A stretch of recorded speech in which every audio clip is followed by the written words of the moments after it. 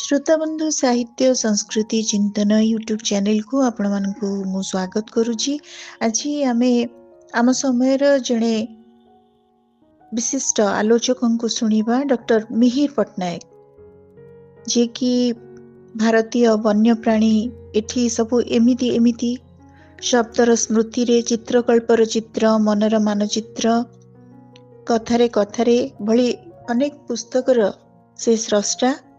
से कविता लिखती, गल्प लिखती, वास्तु पुस्तक लिखती, अवधान पोथी भली ज्योतिर्विद्या उपरे आधारित पुस्तक मध्य लिखती। तांकर एक सुंदर पुस्तक अमृत कथा सत्यायन ए पुस्तकटी मोर हस्तगत होईची। सेथिरे तांकर अग्रलेख पढ़ी सारला परे एक उपलब्धि मो भितरे जागृत हैला जे जणे साहित्यिक सबुबले चेष्टा करुथाए अनवरत भावरे समाज को विविध चेतना बांटिबा एवं पथ प्रदर्शन करिबा। अनुरूप भावरे डॉक्टर मिहिर पटनायक से ही प्रकार काम करिसेंती। तांकर एक सुंदर अनुचिंता मु आपण मानकु आग सुनेबी। Lead me from untruth to truth, असत्यरु सत्य आड़कू अग्रसर कराओ हे प्रभु मते प्रतिक्षण, जहाको आमे सर्वे भवन्तु सुखिन सर्वे सन्तु निरामया सर्वे भद्राणि पश्यन्तु मा कश्चित् दुःख भाग भवेत् बोली कहू। अग्रलेखरे सत्यायनर अग्रलेखरे से लिखिछन्ती भुवनेश्वर अनति दूर रे धौली पहाड़, पाददेशरे तार प्रवाहित दयानदी, चंडाशोक अशोकंक भयानक आक्रमण और क्रूरतार चरम निदर्शन रे धराशायी होइथिबा उत्कलीय सेना मानकर रक्तरे रंजित होई जाइथिला धौली पाददेशर माटी। लाल होईगला दयानदीर स्वच्छ जल, लोतकर बन्यारे प्लावित होईगला उत्कल भूखंड। निज आक्रमणर पराकाष्ठाकू स्वचक्षुरे देखिबा लागि धौली पहाड़र श्रृंगरे अशोक सगर्भे दंडायमान होइथिले एवं चंडाशोकंकर निकटरे रक्तदान रे शिशुटीर प्राण भिक्षा करिसंती बौद्ध सन्यासी उपगुप्त। शिशुटीर जीवन बंचेबा लागि बिंदुए रक्त देबा लागि असमर्थ चंडाशोकंकु उपगुप्तंकर प्रश्न थिला, आपण मते मो शिशु पाई प्राण भिक्षा देई परिबे? जेतेबेले से निरुत्तर रहिचंती चंडाशोक से कहिचंती उपगुप्त कहिचंती जे बिंदुए रक्तर विनिमय रे गोटे जीवन बंचै परिबो नाही, लक्ष लक्ष निरीह मनीषर लहुरु सृष्ट सिंधुरे अवगाहन करिवार अधिकार तार आसिला केउठु?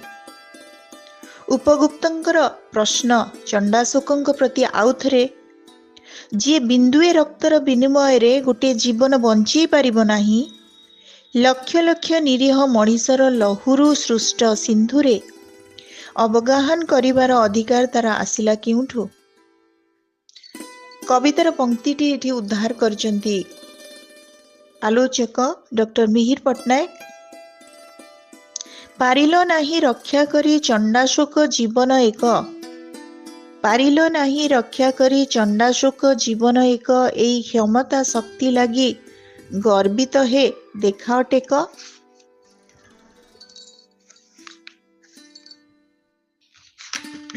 भाविछ तुमे युद्ध भूमि पारिछ जिणी जगत जन, सैन्य बळे दुर्बल हे पारिन किणी गोटिए मन, भरत जयी गोटिए मन पारना किणी पारना सते, गोटिए प्राण पारना रखी मातिछ तुमे हत्या व्रते। रक्त रंजित तरबारीर जय केवल जय नुहे, सत्य और प्रेम द्वारा हृदय को जय करबा ही प्रकृत जय। श्रोता बंधु, प्रकृत रे जे पर्यंत अशोक चंडाशोक थिले तांकु इतिहास मने रखी नाही, किंतु जितेबेले से धर्माशोक रे परिणत हेले, अहिंसा व्रत सत्य प्रेम गुरुत्व देले, एई सबु सद्गुण को लोक माने तांकर जय जयकार कले एवं इतिहास रे से लिपिबद्ध ही रहिले। क्रूरता आचरण करी इतिहास पृष्ठ रे नाम अंकित करा जाई पारे, କାରଣ ଆପଣ ଜଣେ ଦୁର୍ଦ୍ଧର୍ଷ ହତ୍ୟାକାରୀ ଭାବରେ ପରିଚିତି ଲାଭ କରିପାରନ୍ତି। କିନ୍ତୁ ଯେତେବେଳେ ସମଗ୍ର ସଭ୍ୟତା, ସମ୍ପୂର୍ଣ୍ଣ ସମୟ, ସମ୍ପୂର୍ଣ୍ଣ ଯୁଗ ପରେ ଯୁଗ ଆପଣଙ୍କୁ ହୃଦୟ ଦେଇ ଭଲ ପାଇବ, ପୂଜା କରିବ, ତାହା ହିଁ ପ୍ରକୃତରେ ଆପଣଙ୍କର ପୁରୁଷାର୍ଥ। ଚଣ୍ଡାଶୋକ ଲଜ୍ଜା ଭରେ ପଡ଼ିଲେ ଶୋଇ ଧରଣୀ ତଳେ, ସନ୍ନ୍ୟାସୀର ପଦ୍ମପାଦ ଧୋଇଲେ ଶୋକ ଅଶ୍ରୁ ଜଳେ। କହିଲେ ବୀର ଶିଶୁର ଲାଗି ରକ୍ତ ଦେଇ ପାରିଲି ନାହିଁ, ରକ୍ତ ଯେତେ ଧମନୀ ତଳେ ଦେବି ମୁଁ ଏବେ ବିଶ୍ୱ ପାଇଁ। ଶିଶୁର ଲାଗି ରକ୍ତ ଦେଇ ପାରିଲି ନାହିଁ, ରକ୍ତ ଯେତେ ଧମନୀ ତଳେ ଦେବି ମୁଁ ଏବେ ବିଶ୍ୱ ପାଇଁ।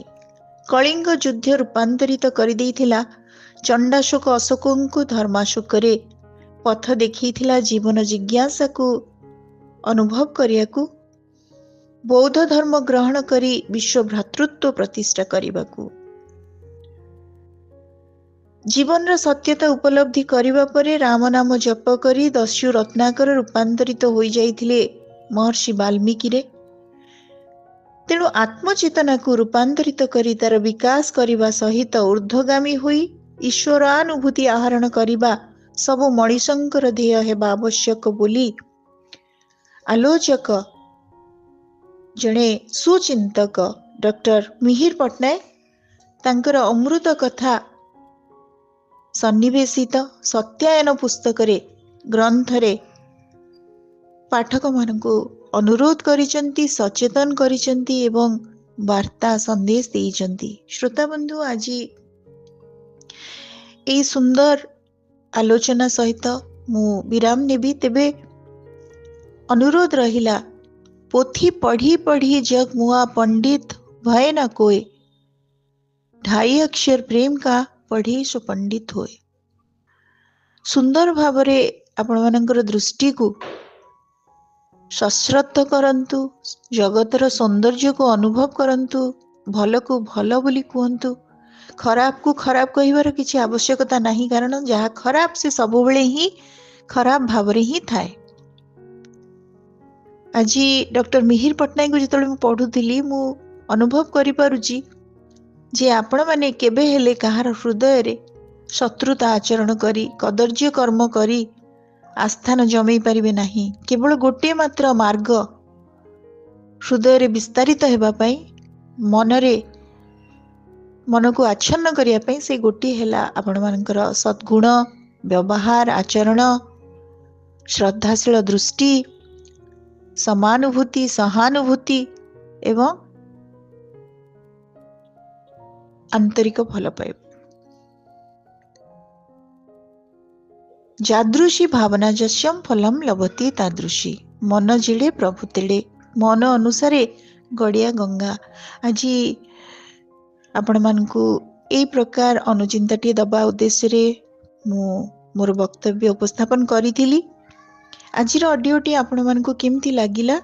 ଆପଣମାନଙ୍କ ମତାମତ ଅପେକ୍ଷାରେ ରହୁଛି। ସତ୍ୟାୟନ ଡକ୍ଟର ମିହିର ପଟ୍ଟନାୟକଙ୍କ ପୁସ୍ତକଟିକୁ ଆପଣମାନେ ପଢ଼ନ୍ତୁ ଏବଂ ତା ଭିତରେ ଅନେକ କଥା ରଖିଛନ୍ତି ସମାଜକୁ ସଂସ୍କାରିତ, ସଂଶୋଧିତ କରିବା ପାଇଁ, ମଣିଷର ଚେତନାକୁ ସଂଶୋଧିତ କରିବା ପାଇଁ। ପରବର୍ତ୍ତୀ ସମୟରେ ଭୂତ ତାଙ୍କର ଗୋଟେ ସୁନ୍ଦର ଆଲେଖ, ତାକୁ ମୁଁ ଆପଣମାନଙ୍କ ଉଦ୍ଦେଶ୍ୟରେ ଉପସ୍ଥାପନ କରିବି। ଧନ୍ୟବାଦ।